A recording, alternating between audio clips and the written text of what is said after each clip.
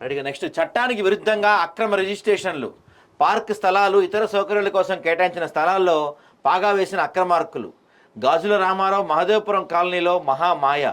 1975లో 167 ఎకరాల్లో గ్రామ పంచాయతీ లేఅవుట్. దాదాపు 167 ఎకరాల్లో 1900 ఫ్లాట్స్తో భారీగా లేఅవుట్. వివిధ కారణాలతో అప్రూవల్ కాని లేఅవుట్.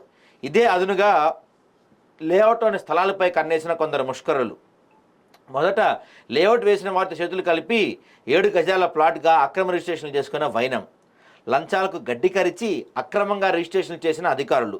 ఫిర్యాదులు చేసినా పట్టించుకొని జిహెచ్ఎంసీ అధికారులు. కోర్టును సైతం లెక్క చేయని అక్రమార్కులు. దృష్టి సారించిన హైడ్రా. ఇప్పటికైనా న్యాయం జరుగుతుందా? హైడ్రా ఇలాంటివి చూడదండి. మీకు చాలా రోజులు చెప్తున్నా. హైడ్రా ఏం చూస్తుందంటే, ఏదన్నా పేదవాళ్ళు ఎక్కడన్నా షెడ్ వేసుకుంటే, పేదవాళ్ళు ఎక్కడన్నా చిన్న చిన్న గుడారం వేసుకుంటే అక్కడ హైడ్రా ఉంటుంది. ఇలాంటి కనపడవు హైడ్రాకి పాపం. ఇది ఎక్కడ మనకి జిహెచ్ఎంసీ గాజుల రామారం సర్కిల్ మహదేవపురం కాలనీలోని అక్రమ రిజిస్ట్రేషన్ల వ్యవహారం అంటే వెలుగు చూసింది. ఈ కాలనీలో 06/2/1975 నాడు గ్రామ పంచాయతీ లేఅవుట్గా 167 ఎకరాల్లో సుమారు 1900 ప్లాట్లతో లేఅవుట్ చేశారు కొందరు రియల్టర్లు. కాగా ఇదే లేఅవుట్లో ఓపెన్ స్థలం, పార్కుల కోసం సుమారు 83,272 గజాల స్థలం, ఇతర సౌకర్యాల కోసం 12,666 గజాల స్థలం కేటాయించడం జరిగింది.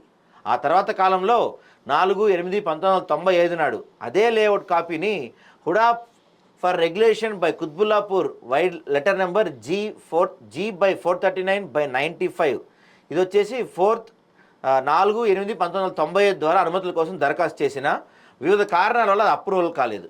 ఇదిలా ఉండగా కొందరు అక్రమార్కులు వారి స్వార్థ ప్రయోజనాల కోసం లేఅవుట్ చేసిన వ్యక్తులే కలిసి లేఅవుట్ కాపీని 2004 తర్వాత జీ బ్లాక్లో సుమారు 6,000 గజాల స్థలాన్ని, ఫేజ్ 2లో 1000 గజాల స్థలాన్ని, మొత్తం లేఅవుట్లో పార్కులు, ఇతర స్థలాల కోసం కేటాయించిన స్థలం నుండి సుమారు 7 గజాల ప్లాట్ను విభజిస్తూ అక్రమంగా రిజిస్ట్రేషన్ చేశారు. ఇక 2008లో ప్రవేశపెట్టిన ల్యాండ్ రెగ్యులేషన్ స్కీమ్ అంటే ఎల్ఆర్ఎస్ పథకం కింద ప్లాట్ల యజమానులు అప్పుడు జిహెచ్ఎంసీకి అందజేసిన లైసెన్స్ నీడ్ ఇంజనీరింగ్ ఆమోదముద్రతో కూడిన లేఅవుట్ కాపీతో పాటు వారి సంబంధిత ప్లాట్ పత్రాలను జత చేస్తూ ఎల్ఆర్ఎస్ కోసం అప్లై చేసుకోగా జిహెచ్ఎంసీ కమిషనర్ అనుమతితో ప్లాట్ యజమానులు ఎల్ఆర్ఎస్ పొందుతూ ఏదైతే లేఅవుట్లోని పార్క్ స్థలాలకు హద్దులుగా చూపెట్టబడిన ప్లాట్లకు కూడా పార్క్ స్థలాలు హద్దులుగా చూపిస్తూ ఎల్ఆర్ఎస్ కాపీ కూడా పొందడం జరిగింది. ఇక 2012 తర్వాత లేఅవుట్ను వివిధ రకాలుగా మారుస్తూ లేఅవుట్లో పార్కులు, ఓపెన్ ఏరియా, ఇతర సౌకర్యాల కోసం కేటాయించిన సుమారు 45,000 గజాల స్థలాన్ని ఎవరికీ తెలియకుండా, గుడ్డు చప్పుడు కాకుండా అక్రమంగా రిజిస్ట్రేషన్స్ చేసుకొని ఎల్ఆర్ఎస్తో పాటు అనుమతులు తెచ్చుకొని అప్పటి నుండి కడ్డాలు నిర్మిస్తూ పార్కు, బహిరంగ స్థలాలను ఫ్లాట్స్గా మార్చి ఒక తప్పుడు లేఅవుట్ కాపీ సృష్టించారు. దాన్ని గుర్తించిన కాలనీ వాసులు మహదేవపురం కాలనీలో ఉన్న పార్క్ స్థలాల్లో జరిగిన కబ్జాలపై దాదాపు 2018 నుంచి పోరాటం చేస్తూ జిహెచ్ఎంసీ, టౌన్ ప్లానింగ్, రెవెన్యూతో పాటు ఈవీడీఎం డిపార్ట్మెంట్ అందరినీ కూడా పలుసార్లు కలిశారు. అయితే వాటిని సంరక్షించాల్సిందిగా ఆయా శాఖల అధికారులకు డబ్ల్యూపీ నెంబర్ 20694/2019 ద్వారా ఆదేశించారు. ఈ లేఅవుట్లో ఉన్న ప్రతి పార్కు, సరిహద్దు ప్లాట్స్లో అసలు లేఅవుట్ ప్రకారం పార్కు స్థలాలను క్షీరత ఉన్నవి ఉన్నట్టుగా 1992 నుండి జరిగిన రిజిస్ట్రేషన్ల ప్రకారం ప్రతి పార్క్ సరిహద్దు ఫ్లాట్స్ డాక్యుమెంట్లు స్పష్టంగా పొందుపరిచి రిజిస్ట్రేషన్ చేశారు. అయితే మహదేవపురం కాలనీ పార్క్ స్థలాలు జరుగుతున్న కబ్జాల స్థలాలు సుమారుగా 45,000 గజాలు. దాని విలువ బహిరంగ మార్కెట్లో సుమారు 300 కోట్ల పైన ఉంటుందంటండి. బాబ్బా. కాలనీ సరిహద్దుల్లో ఉన్న 20 ఎకరాలు వివిధ రకాల స్థలాలను అక్రమంగా మహదేవపురం కాలనీ లేఅవుట్లో కలుపుతూ సరికొత్తగా 186 ఎకరాల లేఅవుట్ సృష్టించి కాలనీ మొత్తానికి సమస్య సృష్టిస్తున్నారు. ఇవి ఆ మొత్తం ప్లాట్ నెంబర్లండి.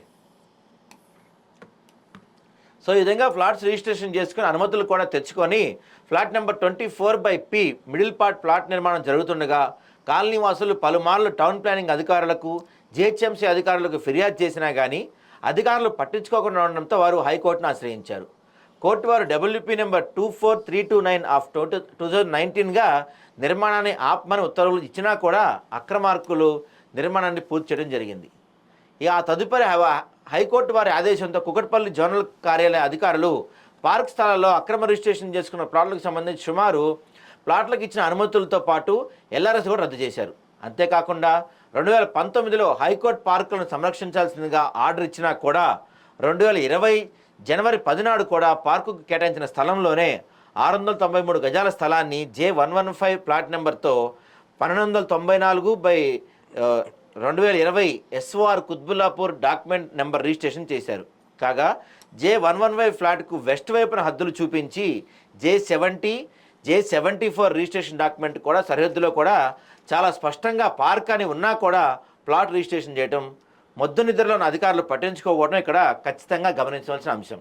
ఇక పార్కు, ఓపెన్ స్థలాలు మాత్రమే కాకుండా ప్లాట్ సరిహద్దులో చూపించిన రోడ్లను కూడా ప్లాట్గా చూపించి అపార్ట్మెంట్ నిర్మించి అమ్మి సొమ్ము చేసుకుంటున్నా కానీ అధికారులు పట్టించుకోవటం లేదు.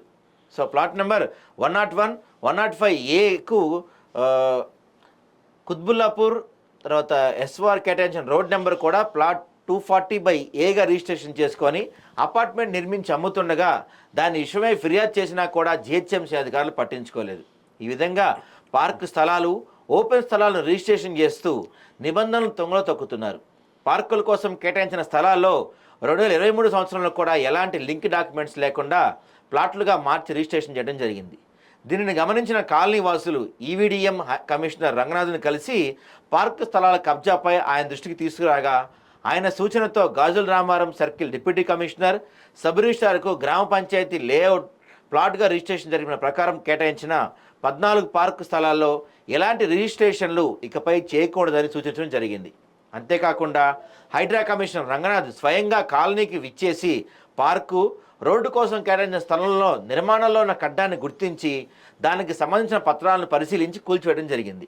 ఆ తర్వాత హైడ్రా కమిషనర్ వారి కార్యాలయంలో పార్కుల కోసం కేటాయించిన స్థలంలోని ఆక్రమణదారులను పిలిపించుకొని విచారించగా విచారణలో స్పష్టంగా పార్కు స్థలాల్లో అవకతవకలు జరిగినట్టు నిర్ధారణ చేసుకొని ఏదైతే జోనల్ కమిషనర్ పార్కు స్థలాలు ఇచ్చిన పర్మిషన్ రద్దు చేశారో వాటికి సంబంధించి court order number 13154 of 2023, WP number 14937 of 2023 లపై కౌంటర్ ఫైల్ చేసి పార్క్ స్థలాలను కాపాడే విధంగా చర్యలు తీసుకోవాలని కోరారు.